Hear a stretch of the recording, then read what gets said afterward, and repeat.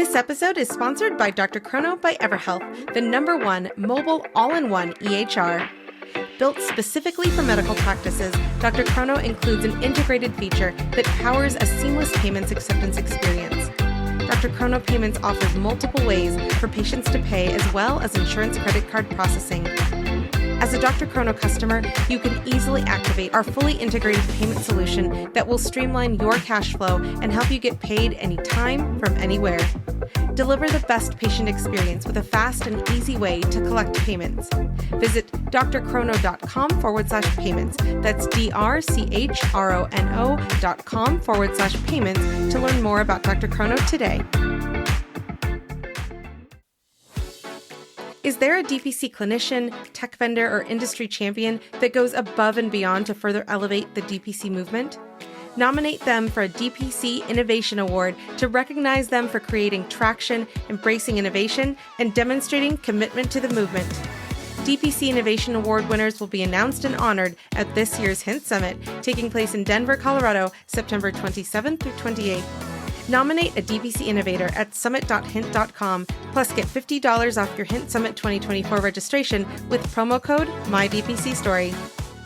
There is some language that may be inappropriate for young listeners, so please consider this as you listen today. Thanks for tuning in. Today's episode was recorded in the fall of 2020, just before I welcomed my second son, and on the day after I had officially started my maternity leave. I hadn't yet handed in my 60-day notice, so I hadn't released it until now. In the interview, I will say here that my eldest son, Asher, makes some occasional appearances, and I have just loved listening to the interview because the advice that Dr. Gunther drops about being a parent, a doctor, an entrepreneur, and a human being are so timeless. So, without further ado, here is Dr. Julie Gunther, everybody.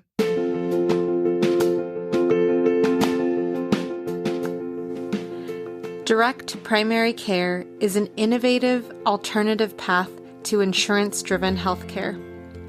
Typically, patients pay their doctor a low monthly membership and, in return, build a lasting relationship with their doctor and have their doctor available at their fingertips. Direct primary care was my exodus from the traditional healthcare system and has, in 7 years' time, has provided me with autonomy, education, camaraderie, enthusiasm, opportunity, and hope. And I became a physician because I had a very clear idea of what it meant to me to be a physician. And as I spent 5 or more years in the system, I started to see that I was dedicating my life to something I no longer believed in. So the transition and discovery of direct primary care has allowed me to authentically be the physician I want to be. It has restored the joy that I think is inherent to this profession. And honestly, it sounds silly to say this, but at the end of my days, I think it has allowed me to be really proud of the life I've created. Not to mention the daily challenges of entrepreneurship. And I said when I went to med school that I wanted to be challenged every day. And I don't know if I really meant that, but certainly DPC and entrepreneurship and the practice of medicine has really delivered on that. This is Dr. Julie Gunther. I am the owner of sparkMD in Boise, Idaho, and this is my DPC story.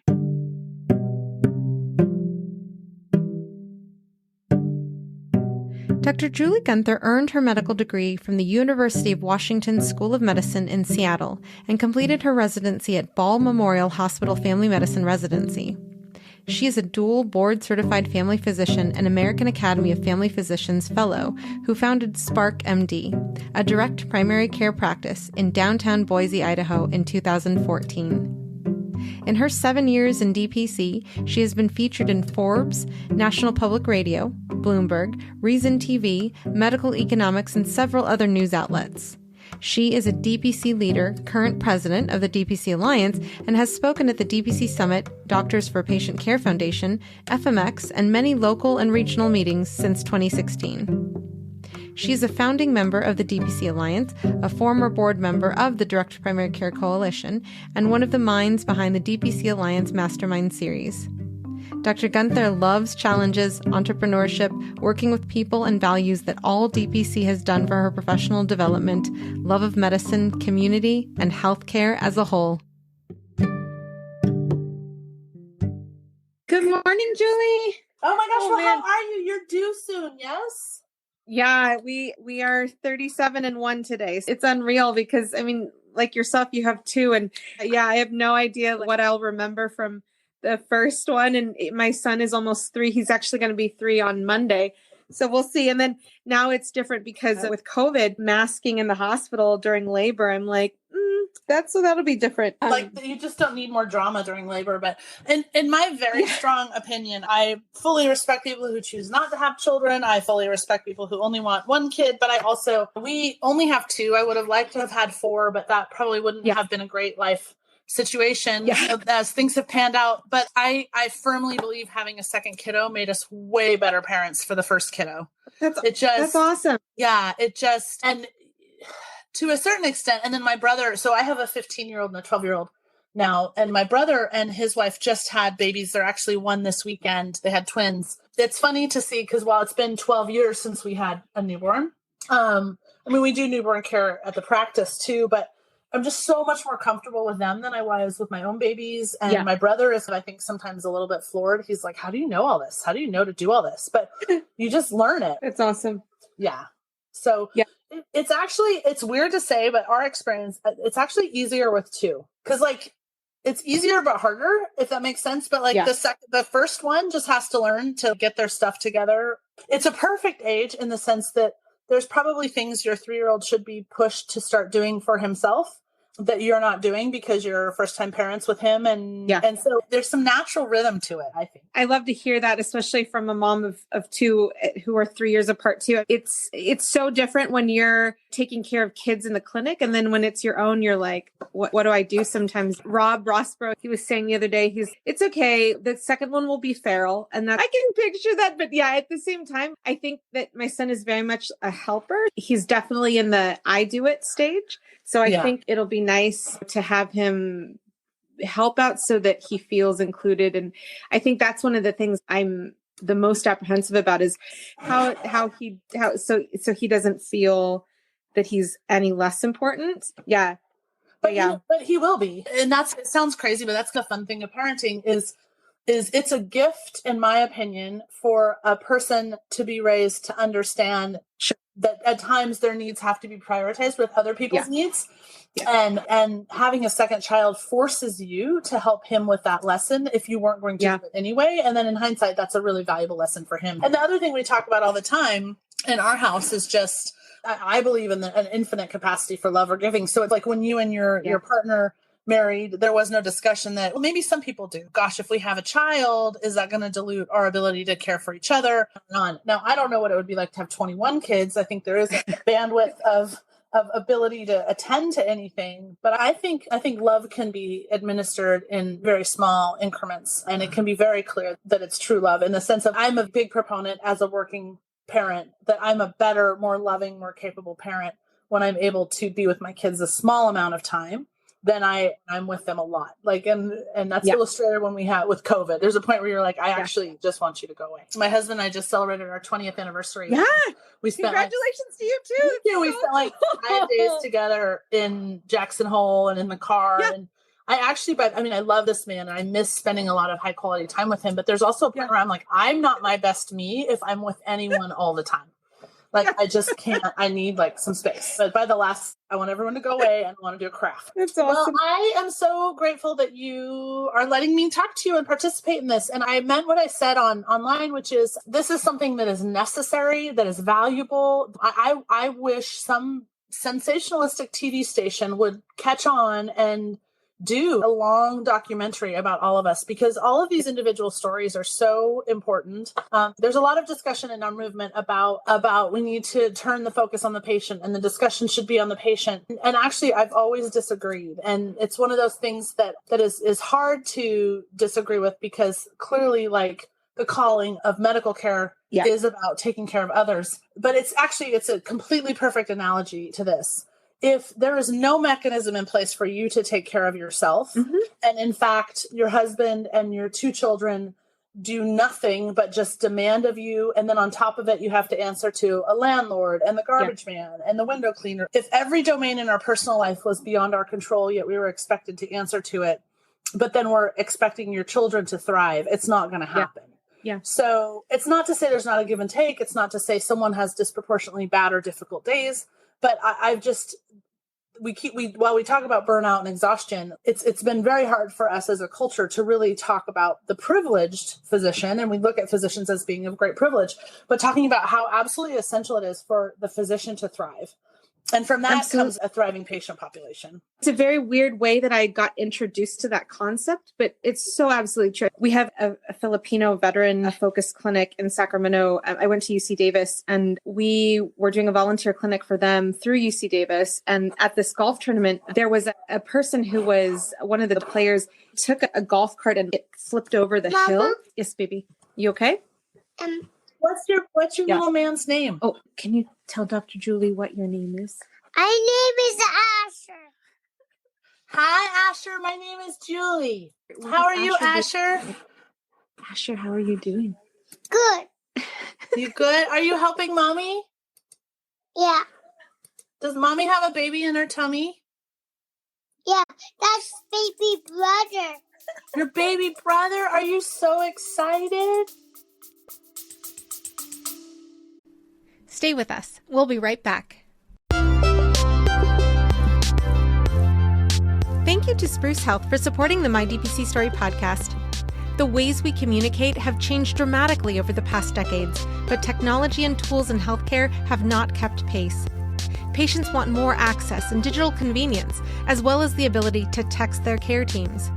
Care teams are inundated with more communication and rising expectations, but are still using tools and technology stuck in prior decades. Spruce Health created a solution for the tech-forward DPC practice by creating a communication product designed to serve both the patient and the doctor through intuitive HIPAA-compliant workflows, tagging, scheduled messages, and triage templates ready for use, whether you're on your phone or in the exam room. New users get 20% off for the first 12 months of a paid plan with code MARYAL20. That's MARYAL20. So check out Spruce Health today at sprucehealth.com or check out the link in the show notes.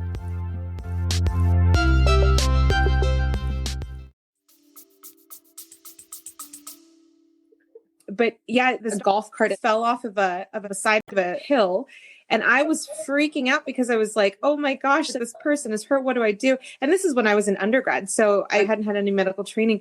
And this doctor, he talked to me afterwards. He's like, you have to take care of yourself before you are able to take care of others. Because if you are freaking out, you cannot focus on what needs to get done. And so it's a very different way.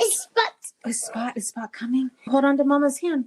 But yeah, the idea that with this podcast, I love the idea that it can be timeless in that someone 2 years from now who's new to DPC or someone who's been in it for 7 years is listening to somebody else's voice and reminding themselves about how like their own journey was or how DPC can inspire people and how it is important to take care of oneself because you eat when you can, you pee when you can mentality it's not okay. And your patients can totally feel that, right? You have patients who they know you well, and then they'll comment, are you okay today? They check in with you because they can tell that you're stressed if you're running behind and stuff. So I cannot agree with you more on that for sure. Julie, I actually had read before your book, you had put out that document, that Gmail. Yeah. And that's basically what the book is. I added a tiny bit. Yeah. But yeah.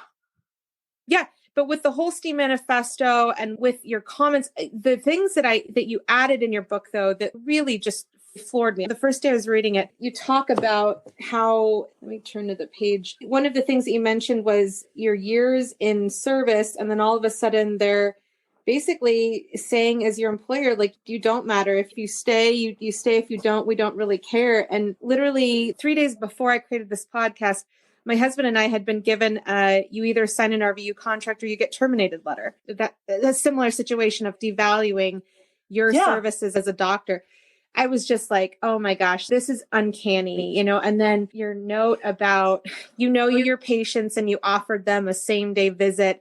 And then you didn't know that your staff told them the closest visit she has is 2 weeks from now. And you're like, if you had control over that, you would never have let that happen. And you don't even know that happens sometimes. I really related to those. But so when similar situations happened to me just as of September, I literally sat there and I was like, this is extra time on my plate because I spend 4 to 6 hours probably a week doing the podcasting and editing. But yeah, I never thought that I would ever do a podcast or ever find healing in a podcast, but it's totally because I'm hearing other people's stories. Yeah, one of my biggest epiphanies, I think I tried to say this in the document or the book, and what I've loved about DPC, at the beginning, it felt like I was really putting myself out there and exposing these things that I felt vulnerable about. And then you sit in a room and everyone's nodding, and all of a sudden you've found your people.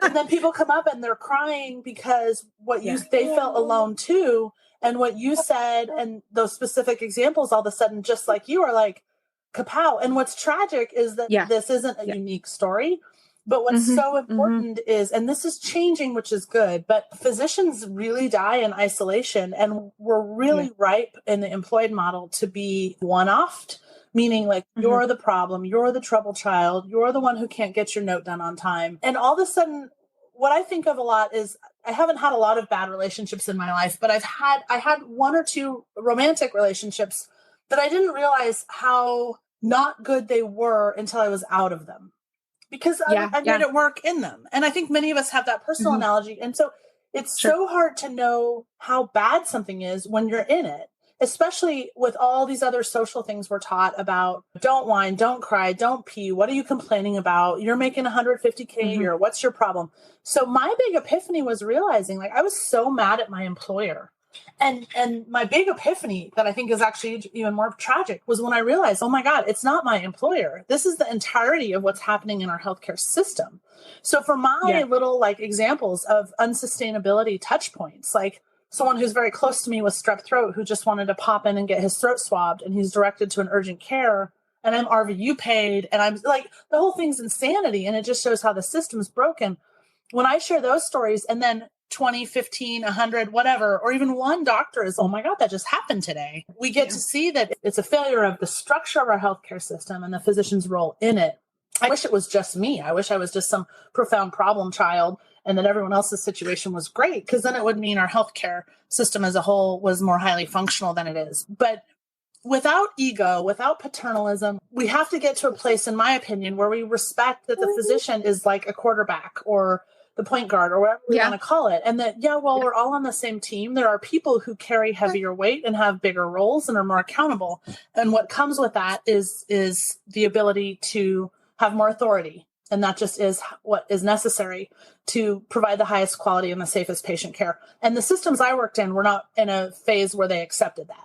My voice didn't matter. My opinion didn't matter. They said it did, but over time it didn't. And it was to the detriment of my health and my patient's health. And it took me a super long time to catch on to that because I thought something was wrong with me. And as sad as that is, it's not surprising though, because of the way that even our training is. Like, most of us have had experiences where the attendings, no matter what specialty they were, have been very patriarchal. And I think that the idea of opening your own clinic after residency is so foreign to people. And like in my so I graduated 2015, and in my residency, there were 12 per year, and 90% of them went to Kaiser, because that's what you do. You go to residency and then you go to Kaiser. And I was also in that boat. Like, I wanted rural family full scope medicine, but what I envisioned was an employed model. And we know that CMS is going to make whatever changes they're going to make. But like, even in our local community, the specialists are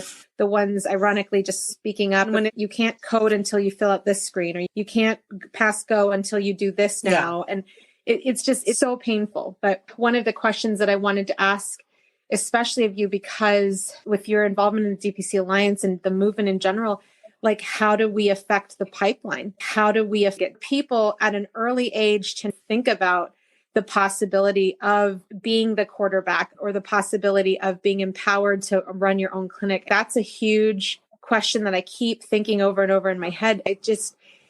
We can't get more people in the movement fast enough. And one of the things that I was thinking about too is that a lot of DPCs are growing. And at some point, if like yourself, if you decide to open a second or third or fourth branch of sparkMD, who are you going to hire to do that? Like, where's the pipeline coming in to feed new DPC doctors? I think this is a really great question. I think it's a. Can we see her? You can't see me. Yes, I will show wish you. I I could will show see you her you. picture. Here, this is. I have very crazy black and white hair.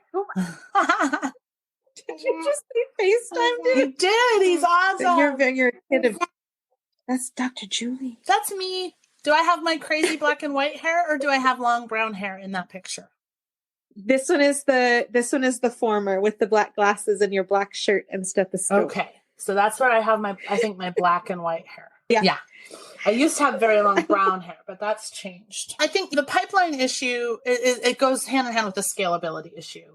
And I don't know, my like heart, my gut sinks when this issue comes up. And I think it's because I know it's one of the hardest questions about where we're headed. Yeah. And I've long felt like I've long questioned. So I'm the president of the Direct Primary Care Alliance for the listeners. And the Direct Primary Care Alliance is physician-founded, physician-directed, physician members. And it's all about advocacy, mentorship, and education around direct primary care. And a large majority of the physician members in the Direct Primary Care Alliance own their own, what people would call micro practice. So many of us have one, maybe two clinics, and follow a model of X number of patients, 500, 600 patients, 800 patients, 400 patients, whatever, and a doctor. And there's been some contention in the DPC movement that what is true, quote unquote, DPC. And I think that I personally think the healthcare system is so fundamentally broken that there's massive amounts of room for all kinds of innovation in this space. And they all drive down cost, improve transparency, improve patient care, improve the quality of the life of the provider or the physician. So I don't necessarily ascribe to one specific way to do this, but I own my own micro practice, so to speak. And the fundamental challenge really is, I think all of our pricing is a tiny bit too low to create a readily scalable solution within the micropractice environment. And so there's a bunch of conversations we have to have in this movement, because I think there's a couple things going on. One is our residents, our doctors in training exposed to this version of primary care. And there are doctors out there who are young and who are just like we were when we were young, that the calling to primary care is the promise of long-term relationships and being embedded in a community and all these intangible things that really do make this job amazing.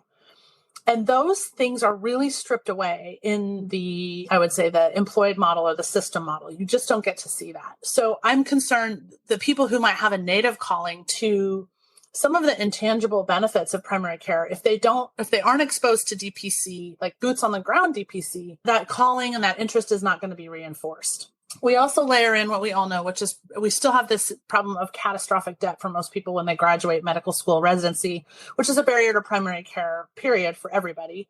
That debt level with no guaranteed income is a huge barrier to getting a loan and entrepreneurship and startup. And so there's a lot of barriers or perceived barriers. But at the end of the day, I think most of us would say, and I do believe there's people out there who know, but still maybe need to have their own life lesson, that it doesn't matter if you earn $150,000, $250,000, $300,000 a year. There's a point where your life can be made so miserable that there's no amount of financial security that makes a job worth it. So in terms of the pipeline question, I think the place we're at right now is I do think people with a big heart for family medicine and some exposure or awareness to DPC are much more likely to spend their first 3 to 5 years employed because of the financial risk and because of the promise that systems make. But I do think we're just going to continue to see people at that 3 to 5 year mark start to say, oh, heck no, I can do this so much better on my own. It would be much more ideal to actually have physicians come up from high school, college, medical school, and go straight into a cost transparent model. And if we could do that in a way where those physicians didn't have the debt burden, that would be transformative. So one thing I've worked on behind the scenes here and there with one of the groups I do some lobbying with, and it's more of a discussion than anything that's been actionable, but I've also applied twice to try to get sparkMD designated as basically a health core service site. And what would be super transformative in this movement is if there was a cost threshold or price threshold under which clinics like the clinic you're going to start or clinics like the clinic I have, basically clinics that are driving down the cost of healthcare, that are charging less than $1,000 a year for healthcare, if we could readily qualify for debt reduction, which I think is not only appropriate, but mutually beneficial. And that might be something that then fills the pipeline. If you go into the military or you go work in the prisons or the National Health Service Corps or whatever, I think this innovative model of healthcare, I think we could put some parameters up and continue to push for DPC types to qualify. And that would help with recruiting. A lot of physicians too, and a lot of our colleagues that are burnt out, that don't want to take on the full responsibilities of entrepreneurship, they want guaranteed salary. And that's tricky. I need you to join me. I want you to take less income. I want you to take on some risk, but you're not going to be the owner. That's a really difficult proposition. So we have a lot of hurdles. But I do fundamentally think that the more of us that just keep doing this and the more patients get exposed to this as an opportunity, the more patients get educated that a CBC is not $48 or $110. It can be $3 or $5. We get this groundswell that creates demand. And then we're just going to continue to have this supply demand discussion for a long time. Stay with us. We'll be right back. Have you tried an AI scribe in your clinic? Well, I've tried so many, and I can say Heidi Health is the best AI scribe I have come across thus far. With Heidi Health, I can create unlimited customizable templates for my notes to help me truly cut down on the time I'm spending charting. Template for pediatric well child check? Done. Template for weight loss management? Done. Some of my favorite things I've built into my AI template, beyond the general soap note, are having a list of actionables for our team to take after a patient visit, having the diagnoses listed, and creating an after-visit summary for our patients. Not only have I found Heidi Health to be the most helpful, customizable AI scribe so far, it's also more affordable than most out there. So try Heidi Health today and see how you can harness the power of an AI scribe for your practice. To get an entire month of Heidi Pro free, go to the homepage of mydpcstory.com and click on the Heidi Health ad. There's two things that popped into my head when you said that. One, my last day before maternity leave, my last patient, I spent 42 minutes discussing insurance and what is covered and what is not, and didn't even talk about medicine. Yeah. But it is draining emotionally when you have more of those patient visits than you do taking care of people, because people are so not aware of the fact that medicine is not, especially primary care, is not that expensive. And the other thing is that in terms of getting the word out about DPC, one of the strategies that I saw, one of my friends who just opened up a DPC in Michigan, Lakeshore MD, Dr. Mara, she just made her website live yesterday. And so she had learned about this from another DPC doctor in Michigan, but they listed the mapper on as part of their website with notes about if your family is interested in this type of care, but they don't live in Michigan, check out this mapper and find someone. So I think even by doing little things, anything we can do to spread the word is definitely helpful. And what's been strange to me, and this is where I honestly think your podcast has an incredible opportunity. What's been really strange to me is with everything going on in our country right now, I feel like we see so much recycled news, so many riffs on the same stories or a little tweaking this bit of data or that bit of data. And healthcare is an incredibly hot topic right now for innumerable reasons.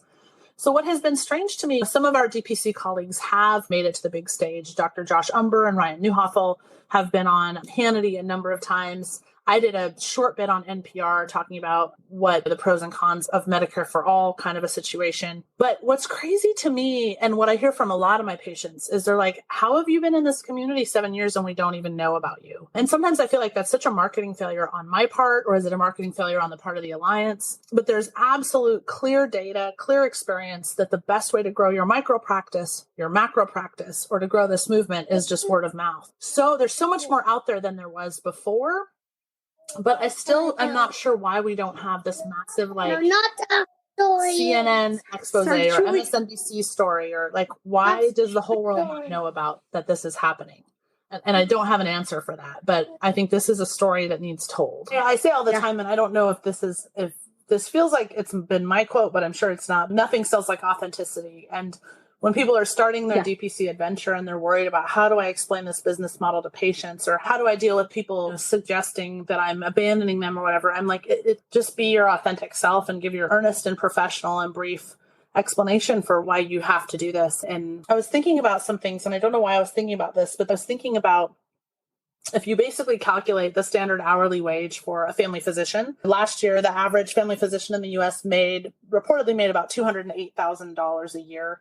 And if you work 40 hours a week, that's $108 an hour, which most of us don't, right? Most of us work 60 to 80 hours a week. So that gets you closer to $54 an hour, which is actually lower than the standard hourly wage for most NPs or PAs, not to mention plumbers and many other professionals, right? The gentleman that helped redo my front yard, because it was a shit show, excuse my language, just charged $60 an hour for labor. So when you said you spent 42 minutes on talking about insurance, you have someone with up to 35 years of education, $400,000 of debt, who's being paid at best $100 an hour. So you just spent 3/4 of an hour. Someone just paid you $80 to talk about insurance in a scenario in which your training is actually to advance a person's health. So like the absolute, you and I and doctors, we may say we're not doing well, we're not thriving, there's more physician suicide, we're frustrated, but I like to always try to break this down to the most objective information we can. And what's absolutely insane about primary care is we actually, and I don't mean this as a smart aleck, but we actually have a job to do. Like being a doctor is a job. And what I heard over and over and over again was, oh, well, when we need to order the mammograms this way now, the doctors can click on that. We need to get a prior authorization. The doctors can help with that. We need to do more end of life discussions. That's the doctor's responsibility. And I just found like we were like this endless, expansive bucket. But I'm like, but actually the bare bones of what we're supposed to do already actually has totally filled the capacity of the time that I have with this individual. So, not just DPC, but healthcare transformation in general, I think requires physician and physician organizations to come back and start to say, actually, we have a job. Like the job that we do is hard. The job that we do matters. And we have a job. So adding on to that doesn't work. And I told my patients right before I started Spark, I actually started to think months before I said it, but I started to say to some patients, I was like, you need a doctor. Like, you need someone who can actually be a doctor. I have so many other criteria I have to fill to even just survive this 15 or 20 minutes that, like, is there someone out there who can just be a doctor? And so what I love about direct care and our mission is healthcare simplified. But I have to remind everyone that works for me, from the new counselor we have to our esthetician, to my nurse practitioner, to my nurse, anything that detracts from providing care of the patient, we are on constant hypervigilant watch of, is it necessary? And are we going to do it? And the beauty of DPC is you can start to say, no. We had a patient yesterday who's a nice gentleman, but he's fairly affluent and hurt his knee 4 weeks ago, probably meniscal. His buddy's a retired orthopedist. And he called in and said, hey, my buddy's a retired orthopedist. He checked out my knee. He said he thinks it's a meniscus. So I want a referral to this orthopedist and that orthopedist, because I want to get in with them. And I want you to do both referrals so I can see who's available first. And I called him and I said, no, we're not sending two simultaneous referrals. And we're not doing it on a knee I haven't examined. And I want you to come in. I'll check out your knee and I can inject it if it needs that. And we can order an x-ray if it needs. And anyway, it's just the beauty of DPC. And had he got mad or had he said, I want something else, we have the privilege of saying, gosh, this just isn't a good fit. At the end of the day, the guy was like, oh, I didn't know you could do all this, which is crazy. Another part of the conversation. But I've had a patient that demanded dermatology referral and a prior authorization for rosacea, and she wouldn't do any of the treatments I recommended. And what was so wonderful about DPC is I just said, no. I was like, you can come see me and do what I've prescribed. And then if that fails, I'm happy to send you to derm, but I'm actually not using my time to send a referral when you haven't even done what I've tried. And anyway, so I love being focused on doing my job. This one here, if you want to see Olaf, let's watch Frozen, because... No, not Olaf and the Wolves. Okay, we don't have to watch Olaf and the Wolves. How about we watch Olaf and the Fire Spirit? No. Not the Fire Spirit and Elsa and Olaf and Kristoff and Sin and Anna. What's funny, the difference in 3 months, you'll have this exact same conversation with Asher. And what will happen is you'll say, you can either watch this or you can go hang out with Dad, but that's your only choice right now because I've got to feed brother. And then he'll be like, this is fine. And all of a sudden you'll be like, what? That's fine? You know how many times? So I'm sitting here listening and I'm like, dude, Asher, you get that or you get nothing? And he'd be like, what? that's not how this works. And he'll start to learn like, mom, that's my options. That's a good show. I'll watch it 42 times. I can totally future self see that happening, but yeah, I'm so not good at that right now. I was asking Neil, like, how in the heck do you get your 5 children to eat vegetables? And he literally said something like that. It's either vegetables or you don't eat. And I was like, okay. But yeah, the value that we have to always remind ourselves of. I frequently get that comment, like your patient made to you about your orthopedic services. You do that? Like you're a family doctor, though. I thought I have to see a specialist. That is the mentality that a lot of patients have. My patient population up here is about 50 something percent Medicare. And it's ironic that those are the people who ask me that question the most, even though in this community, there was a doctor who retired at 94 and who was doing home visits and fee-for-service model, but he was still like local to this community for decades. And they went to him for everything. And the AAFP represents all family physicians, not just DPC physicians. And I work with them and engage with them quite often. And I've thought about this before, and then just this conversation made me think of it again. I think one of the best things family physicians could do is push the AAFP to rerun a massive national campaign about what a family doctor is and what they can do. I'm going to bring that up with them. But just because we need more PR in the sense of we primary care doctors, the more we've like sped up the visit within the system, double booked, sent people elsewhere, referred onward, filled up the subspecialty schedules, the more we've taught people about what we don't do or can't. And I'm just a big believer that the number one ingredient for high quality primary care is time. And then that just educates our patients about what we're capable of. It's also the most efficient thing for the healthcare system, ironically, slowing down primary care, allowing primary care physicians the flexibility to spend a lot of time with people is the thing I think would transform the healthcare system the most. But we have to change our compensation models and our revenue models and our billing models to accommodate that. When you said that, it's like the idea of more people knowing that we're capable of what we are capable of, or just even the idea of patients asking us, hey, could you do that before they ask for a specialist? It just makes me all super bubbly inside, because I'm like, yes, I can do that. Where my husband and I are, where we chose to do rural medicine. That's what we wanted when we were at Creighton. That's what we wanted when we were in training in Superior, Nebraska, where the only people in this town are family physicians other than the APPs. And they're totally valued by their entire community because there's nobody else. Okay, so I'm gonna try your tactic. So Asher, we got to pick one movie or it's gonna go off. So which one would you like to pick? This one. Here are our options: Frozen, Cars, or no movie. Cars. Okay, so we're gonna stick with Cars. So remember, Cars or no movie are the options right now. Okay, here we go. Cars or nothing. I'm going to try it. All right. Okay. But yeah, that would be amazing. There's been quite a bit of criticism of the AAFP, and having worked with now the highest official at the AAFP, Sean Martin, fairly extensively. I have to be just being completely honest. I've been super impressed overall with what they're doing and what they try to do. They're not perfect. They're a massive organization. There's a lot of business decisions that occur that I might not personally agree with, but I do think the AAFP as an organization earnestly wants to represent family medicine well.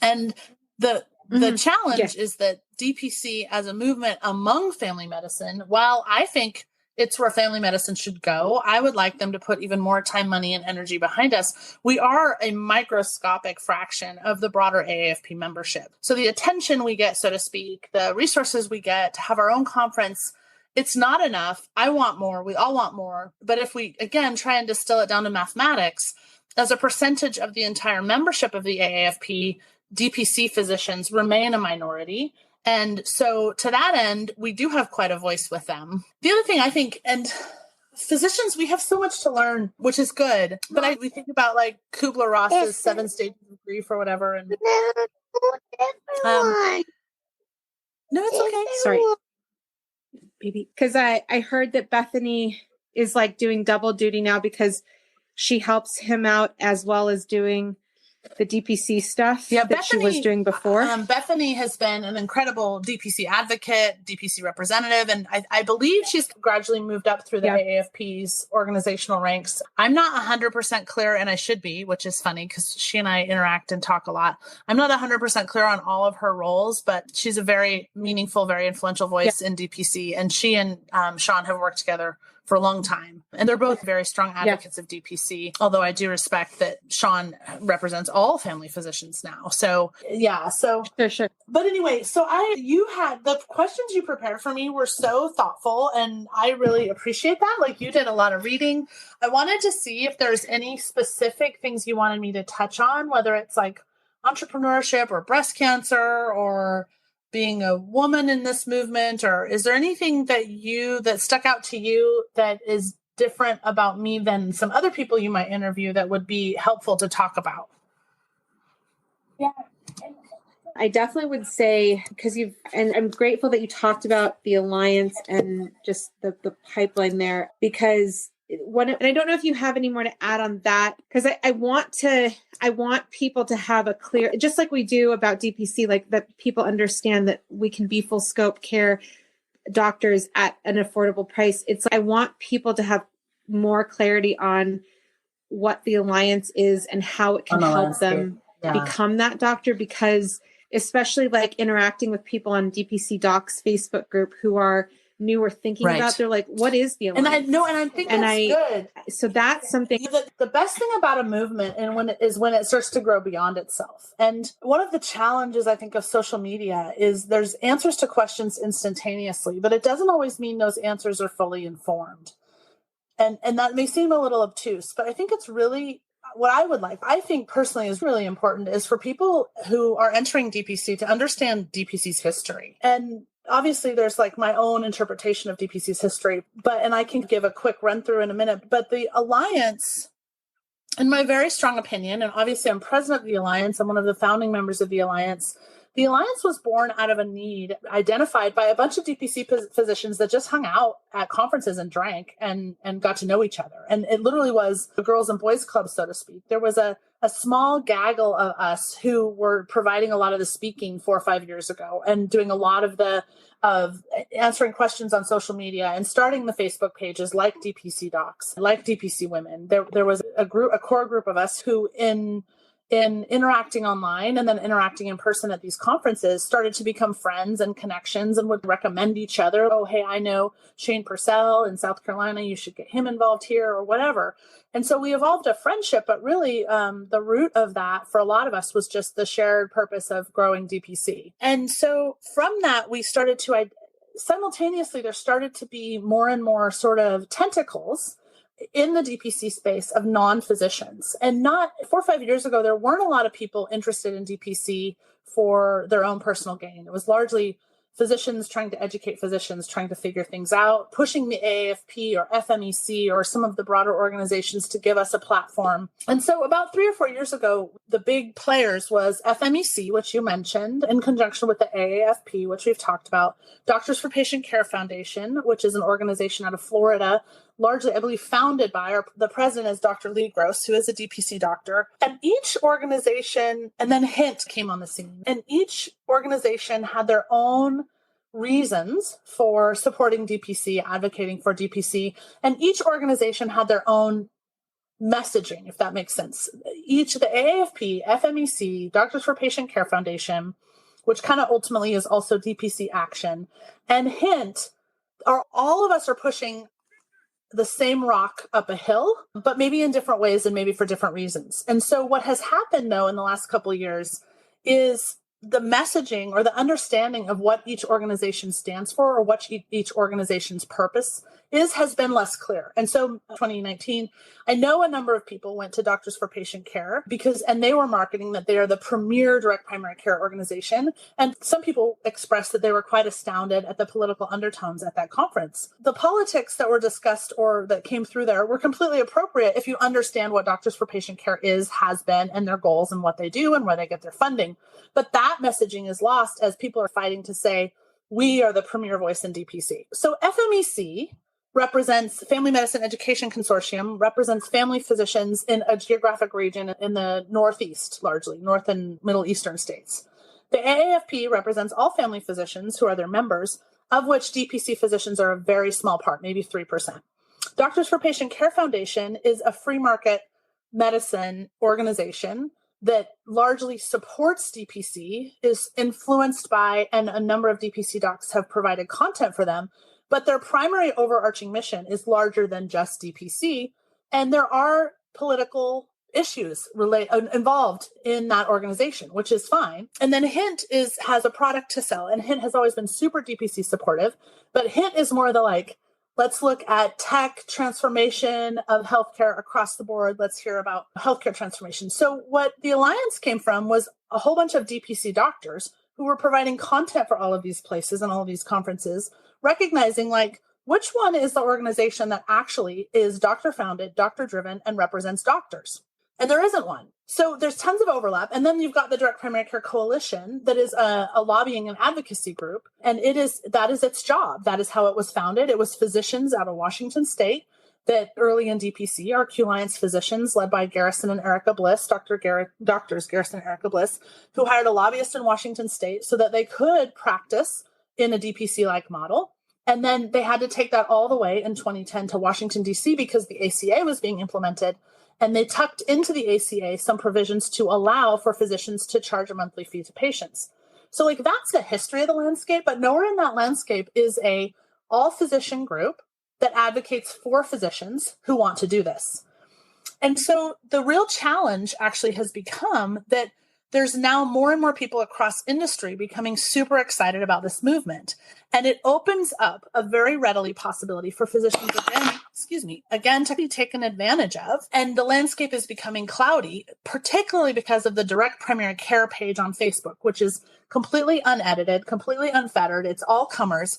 And there's people not really showing their true colors there in terms of what their motivations or their expertise is.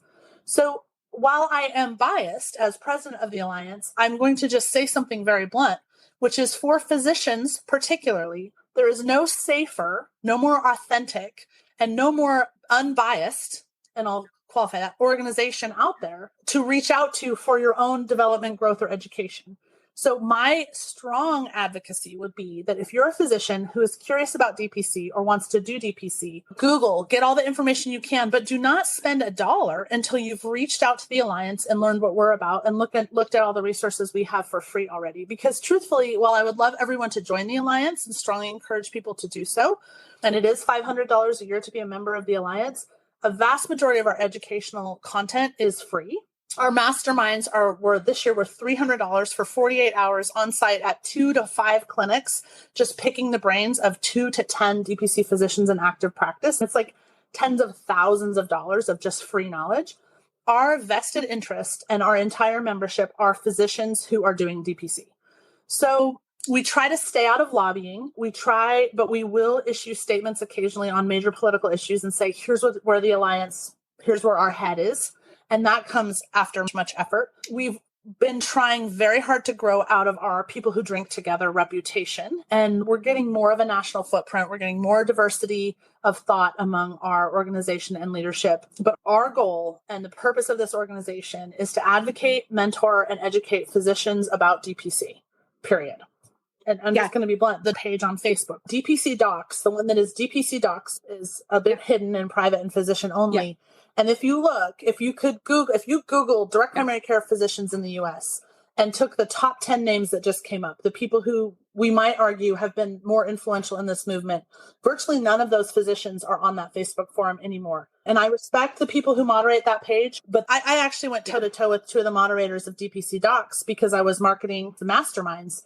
And they said, you can't list this here.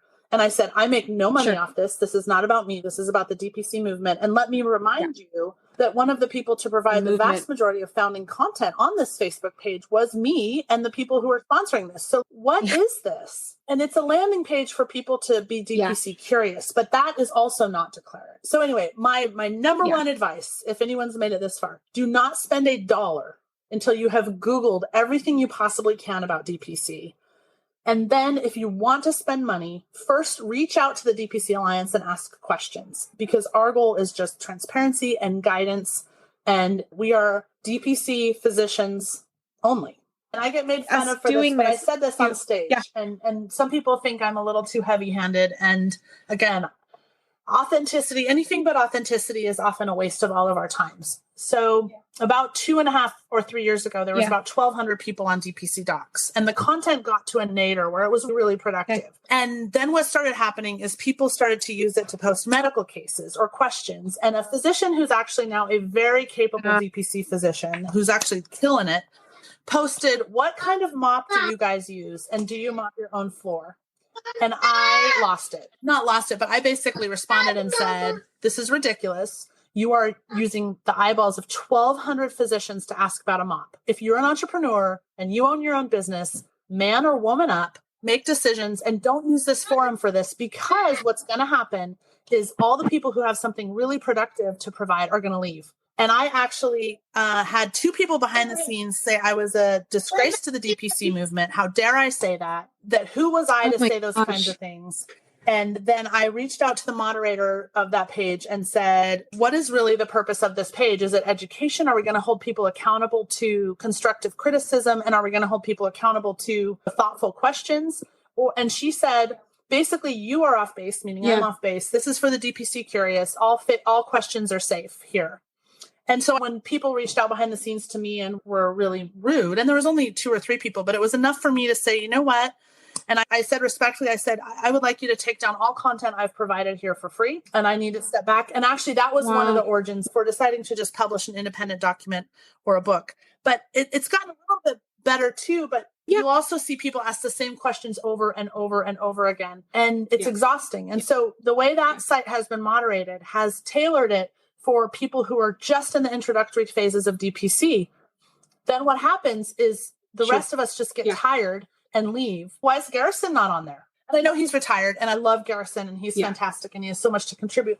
But because it's exhausting to stand up for something and to be a leader in the movement, but to have moved to a place in the movement where people don't even understand what your contribution has been so far, and then to have a moderator not stand up for you. But, and again, I don't mean this as a cut on the moderators for that site, although it is, I kind of am, but like, we haven't figured out how to scale Facebook as a learning tool. It's just really hard to do.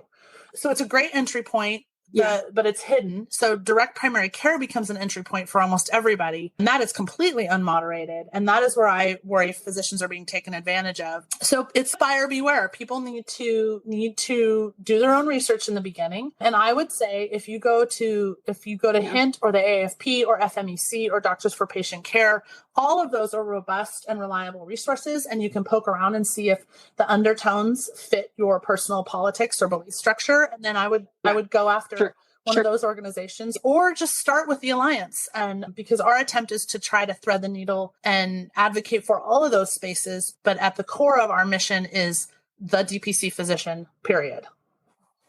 We want people to find the place where they go, oh, I'm safe here. I'm not going to get ripped off.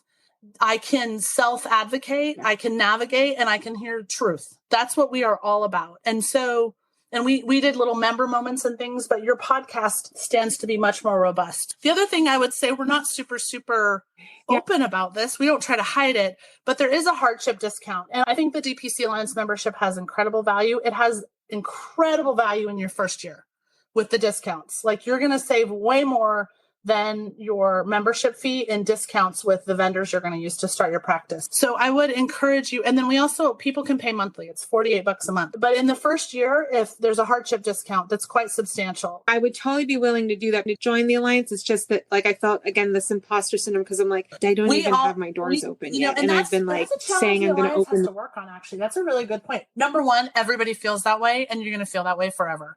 And you just, I think, and totally putting everything together in a way, and I don't mean this unkindly to our male colleagues, but I think women struggle with that more across the board. And one key to entrepreneurial success is you just fake it till you make it. You don't lie, but I'm not good enough. I'm not smart enough. I don't know how to do this. I don't know what I'm doing. Excuse my language. That's all BS. You don't harm people. You don't do these egregious, I don't do knee replacements, but you just put it together and you move forward and then you learn. We're working with a kind of a cool company called DearDoc. And so we just launched a bot on our website. And I know my big barrier, I'm a very chaotic, messy, wonderful, creative, my brain's full of mini ideas, tornado. And I tend to surround myself with very orderly people. And I joke, there's no FEMA if there's no natural disaster. But DearDoc needed all these deliverables from me. The clock was ticking and I'd already paid them. And I was like, look, I need you to embed this in my website and we need to just start. So we started. And then yesterday, we're 1 month in and some things are going really well, but there's some really unplanned things happening, like patients using this bot to ask medical questions, right? So it's, oh crap. But literally yesterday, I now understand exactly how the bot needs to function. I understand the questions we need it to have and how we need it to triage. The only reason I know how to do that now is because I launched it and saw what happened. Other people plan and organize and then do it. But so one awesome gift of entrepreneurship is, and same thing with parenting, is you get to become comfortable doing the best you can and flying by the seat of your pants. But when you're your own boss, you can change your mind every day. It's not ideal, but you can. And so I tell people all the time, don't get in too deep financially, especially in the beginning. Don't take unnecessary risks if you don't have to, but don't be afraid to pivot the next day. You might launch on your website that you're going to charge $50 a month. And then within a week, you're like, that is the wrong number. In the beginning, you just pivot, you just fix it. And it's beautiful because that's not something we get to do when we're employed. With the Alliance and specific to you and to all your listeners, look, we want every single DPC interested, DPC motivated, and DPC startup physician to be our member. That's what we want. We need their voice. We need their questions. We need their passion. And we do not want money to be a barrier. And as a physician, I remember, and I still am, very embarrassed when I have to say $500 is a lot of money. But it is. And that's a testament to what we're doing. So email our membership committee, say, I want to join, I'm in, I want to contribute, and here's my financial situation. And we have accommodations, especially in the first year. When you have your own quote login, we have over 47 vendors with discounts. The discount for Rubicon alone is more than the annual membership. So it's a no-brainer. Wow. And the weird thing is, like you say, you feel like an imposter, you're not open yet, so you're hesitant to join. But honestly, some of the greatest financial benefit is in the startup. And then honestly, a lot of organizations pull their speaker panel from Alliance members now. So there's an infinite number of opportunities to have your voice heard, have your influence heard. We want to give platforms to things like this, to earnest things done by earnest physicians. So it sounds cheesy, but I'm like, we want this to be the doctor club, the DPC doctor club. And we want everybody to feel, everyone who's passionate and pushing a rock up a hill, we want them to feel like that's their administrative home. And we need that. The movement needs it because we want to be the premier voice of DPC. And the only way we can do that is if we have all the voices. Actually, a quick update. The DPC Alliance continues to be super focused on actually maximizing your member benefit with education and mentorship and advocacy and discounts. Everybody loves discounts. So we continue to have the discounts that I mentioned, a few extra. One resource, though, there is a resource people should be aware of called Jason Health, JASON health.com. Patients can log in, order their own labs, print out an order and take it to Quest. And it allows cash labs. So for DPC doctors that maybe are still working on their cash arrangements with labs, there's one additional opportunity. The GPO, we have a Henry Schein GPO for our members. It's not as aspirational. It's not all the way done. It's not this amazing, beautiful, you click and you whisper to it and it sends your clinic all the things you need to start up, but we're working on that. And then the third deliverable we were working on is still one of probably our biggest lifts as an organization, which is the MedMal. And Joe Grundy, our executive director, is passionately committed to making that happen. And so you probably actually will see something from him or from Dr. Neil Douglas asking for declaration sheets, because we kind of end up in a loop.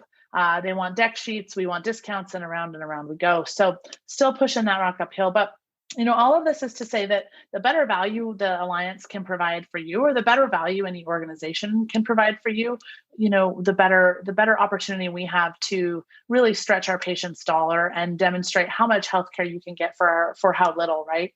And so in addition to all of these discounts and opportunities for your business, and it's just a reminder that you have value, you have worth. And while we're trying to save money on one end, to still make sure we're valuing what we do properly. Because at the end of the day, all of this is about, providing healthcare with transparency and authenticity and with integrity. What you just mentioned, malpractice is huge, just because we all expect rates to be fluctuating and going up over time. So a great business tip as you evolve your business is build safety net upon safety net. And what I mean by that is, number one, you don't have to have lab cash pricing available for your patients. It's a nice plus. But just high quality medical care and with your cell phone or ready access to you. And it doesn't even have to be instant access. Same day access to you is an incredible win. Yeah. But my plan is always, okay, I work with X lab.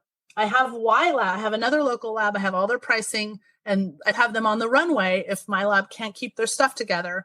And then after that, I've got Quest and I've got LabCorp that I haven't negotiated with. And then after that, I know I can get a Piccolo. So it doesn't matter what my vendors do. I know I can maintain this value proposition to my patients. And the other thing I've learned over time, I fought. We use a CBC. I had negotiated. No, $3.15. No, $2.85. If patients are paying $500 for a lipid panel and you can get them for $50, that's amazing. Now, and I know, and our integrity knows someone else is getting it for $5.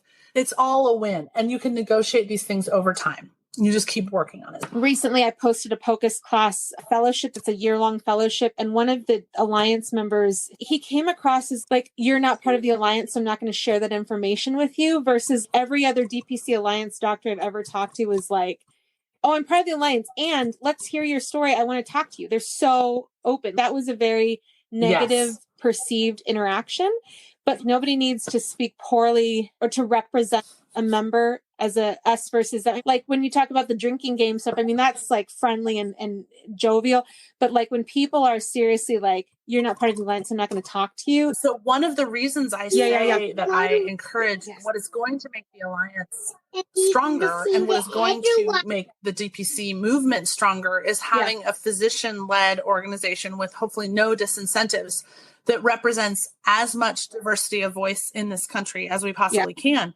Because one challenge we have as an organization is, and I think we all have this, but is insularity, which is we have gotten past this, but we want to continue to get through it. I don't know you. Who are you? You're not a member. You're not my friend. The thing we have is we have incredibly gifted, incredibly intelligent members and some member leaders whose entire life experience has been within their own community. And that what brings them incredible strength as physician representatives of their community. But it can be very limiting in terms of sort of their global experience with just others. So I trained in rural Indiana. And so I grew up in Idaho. I went to Harvard. I worked in tech. Then I decided to be a doctor, went to med school, did my med school requirements at Vanderbilt as a post-bac. Went to University of Washington. So I've got Idaho, Massachusetts, Texas, Nashville, Washington State. And then my 4 years of med school were spread over Washington and Idaho, largely, honestly, commuting, so to speak. And then I did residency in rural Indiana because we wanted to be close to my in-laws who live in rural Ohio. And what was very difficult for me in residency, very difficult, and it took me a long time to realize, I didn't know I had a culture, that Idaho has a culture. I knew I didn't fit in on the East Coast. I did great in Texas. And it wasn't about being a white girl. It was about being an Idaho girl. And I get told time and time again, nobody ever wonders what you're thinking. And that's when I feel like I'm being filtered. So at home, when I speak my mind, I'm not seen in Idaho. When I speak up, I'm not usually seen as blunt or overly direct or overly assertive. But in other communities, I will realize that my style or the style that works for me here is actually quite abrupt for some people. So what was crazy in my residency training was it took me almost my entire residency to realize that there was a pretty strong conflict between my personal culture and the fact that I expected people with an MD to have a very diverse education. And the majority of people I trained with were born in Indiana, went to high school in Indiana, went to college in Indiana, went to IU med school, and then did an IU residency with the goal of going back and serving their hometown community, which is really great. But it created this incredible disconnect between my expectations and how I was raised and what I thought it meant to be a highly educated person and what their life experience was. So I see that a little bit in the Alliance sometimes too, is we have members who have a very diverse life experience, and we have members who known they wanted to be doctors in their hometown since they were 5, and that's the goal they achieved. And when you run a national organization trying to transform our healthcare system, you see that come out. And my hope and my goal sometimes as president and my role involved in our social media forums is frankly sometimes to edit when those things come forward, because those are not in the best interest of our broad organization. And this is a business challenge, right? Once you're entrenched in your business or your life or your mothering or your fathering or your marriage, like what you need to grow and be successful is the people you want to be involved in your life to be willing to give you open feedback about where you need to go. And so just like we talk about the scalability of DPC or the scalability of an individual clinic, like the fun, but also challenging thing. And this is a point in some of the entrepreneurial literature I've read is it says like, how often do you check in with your customers? How often do you check in with your marital partner? How often do you check in with your membership and say, what are the perceptions of what we're doing and where we're headed and where we're going and what are your needs? And in my opinion, there is zero reason why a MD or DO who wants to start their own DPC practice should not be all over the Alliance, like zero reasons. But clearly there's incredible opportunity. Same thing. I feel the same way with DPC. Like it's a slam dunk. The majority of my patients say they save at least $2,000 a year on their medical expenses. And how does my entire community, how are they not sitting in my parking lot breaking down my door? It's a slam dunk. You know what I mean? But no amount of money, or maybe there is, that we could spend on marketing to get that message through the way it comes through when like you get to interact with Kissy and go, man, I respect this woman. She's on point. She's earnest. This makes sense to me. Now, Julie, you just mentioned the fun in DPC, and so I want to highlight the aesthetics branch of sparkMD. So could you please tell us more as to how this got started and how it's grown over time? Yeah, sure. I think that's a great question. You know, one of the coolest things about entrepreneurship and owning your own business is you can make it what you want it to be. And one thing I think about a lot is the pathway for physicians is really pretty static and has been kind of forever, right? The idea is you sometime identify you want to be a doctor, you go to high school, get good grades, go to college, med school, residency, you come out, and then what? Like for the next 50 years, you do the same thing. And so it shouldn't be an epiphany, but it was for me to realize many of the things that called me to family medicine and make me a really great family doctor. Specifically, you know, people say being a polymath or a Renaissance woman or Renaissance man. Apparently that's a rare and somewhat socially valuable thing, but it's also in the business world, they'll tell you true polymaths are not super common. So a polymath is someone with like multiple interests, right? And I would say the same thing that makes someone a capable polymath probably makes someone a highly capable family physician. All the things we do to do it well. So with that said, it was a bit of an epiphany to realize that as I got better and better at certain aspects of our career, the curiosity continued to grow and I continued to have a drive for new things. I had been challenged for a few years by physicians who do aesthetics, specifically injectables, that with my, owning my own cash-based business, loving to use my hands, loving art and doing a ton of procedures, it was just completely obvious that a component that I could readily add to the business was aesthetics. My real transition was just, I got to a point in the business model where I realized that scalability was a challenge. And to that end, I got at a crossroads, and some of it has to do with, I have pretty high payroll expenses because I have a pretty robust team. I have a bigger team than most DPC clinics would have. And there's a number of reasons for that. One of those reasons is related to my own health events during my DPC journey.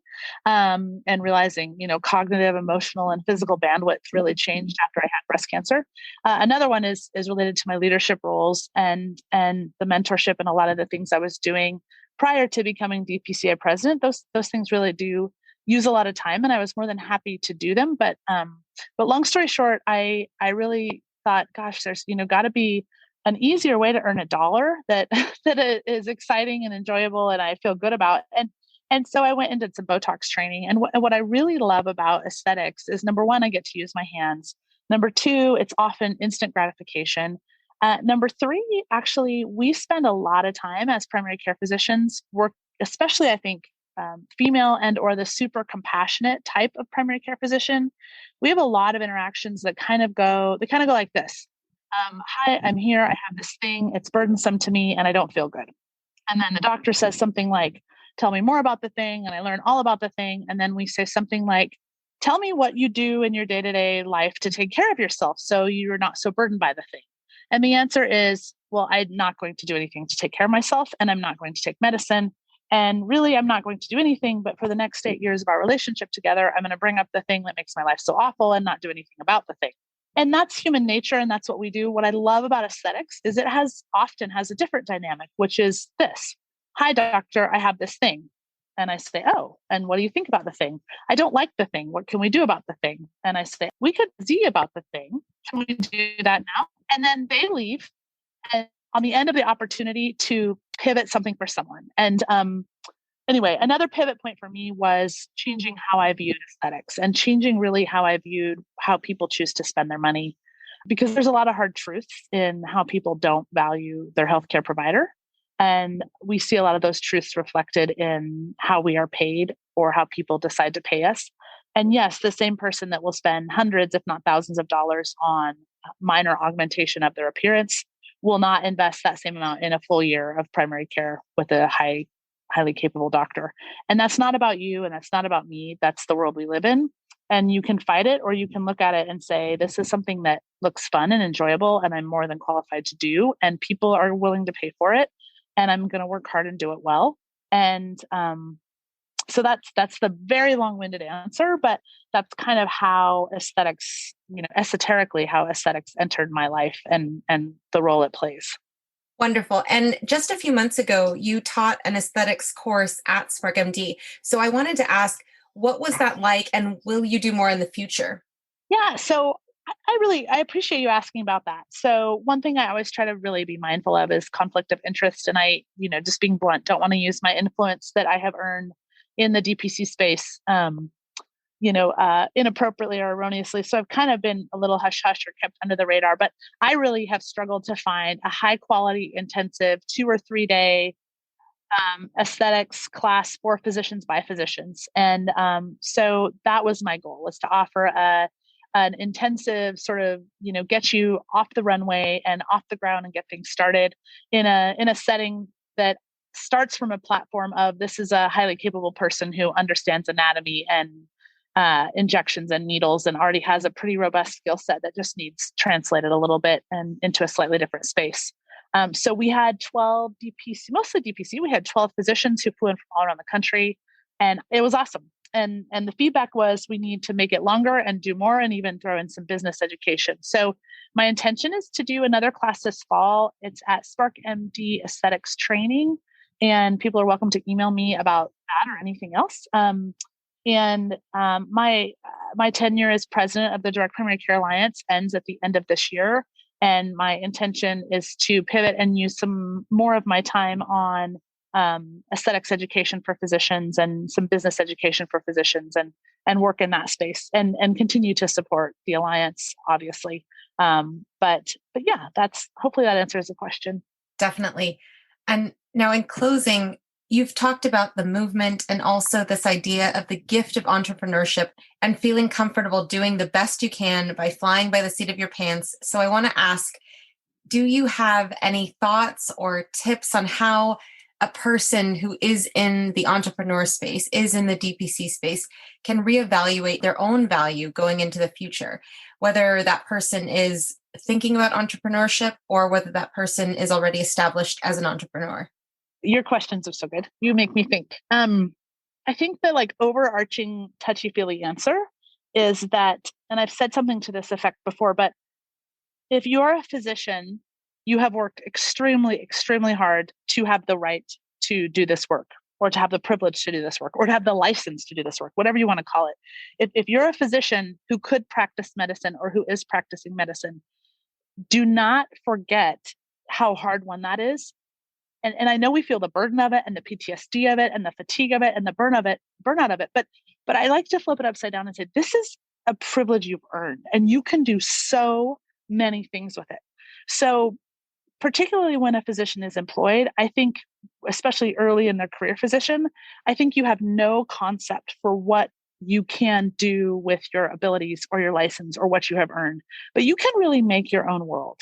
And there's a couple barriers that really have to be overcome. And the first is your own limitations, that what you have trained to do can only be done in one way or one setting.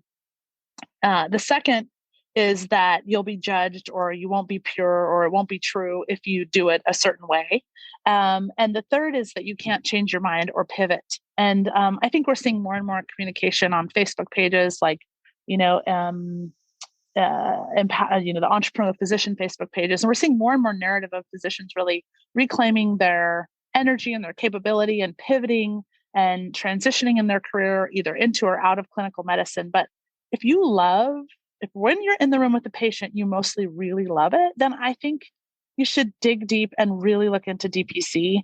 And a lot of doctors will say, oh, I'm not a great business person, but that comes and you'll learn. And there's a gazillion of us out here who can help and mentor and share our story, which is what everyone's doing here. And all these stories have so much meaning and so much value, and both in hearing your own struggles in them, but also gathering pearls for creating the life that you enjoy.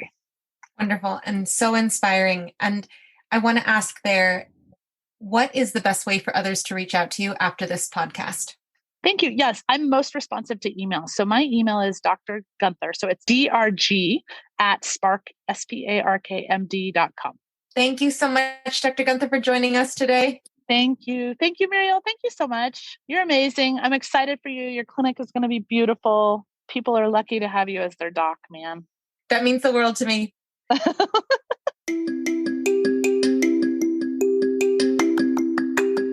Next week, look forward to hearing from Dr. Omar Akhtar of Medina Medicine in Austin, Texas. And remember, there is a whole lineup of DPC Alliance masterminds coming.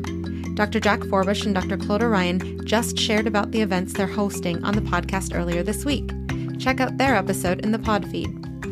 If you'd like to know more about the masterminds that are happening coast to coast, check out dpcalliance.org for registration and for more details. DPC Alliance members get $100 off registration fees, and for non-members, use the code My DPC Story, that's MYDPCSTORY, one word, no spaces, for $50 off registration. Also, there is still time to help out fellow DPCer Dr. Christina Dahl get more finalist votes and hopefully win the annual Amber Grant. That's a $25,000 award towards her DPC and her community. Please visit ambergrantsforwomen.com and then find her on the list of past recipients. A win for Dr. Dahl is a win for DPC. If you'd like what you heard today, please leave a review and subscribe wherever you listen to your podcast. Tell your friends too. For more information on this episode and much more, including DPC swag, please visit mydpcstory.com. Also, for the latest in DPC news, check out dpcnews.com. Until next week, this is Marielle Conception.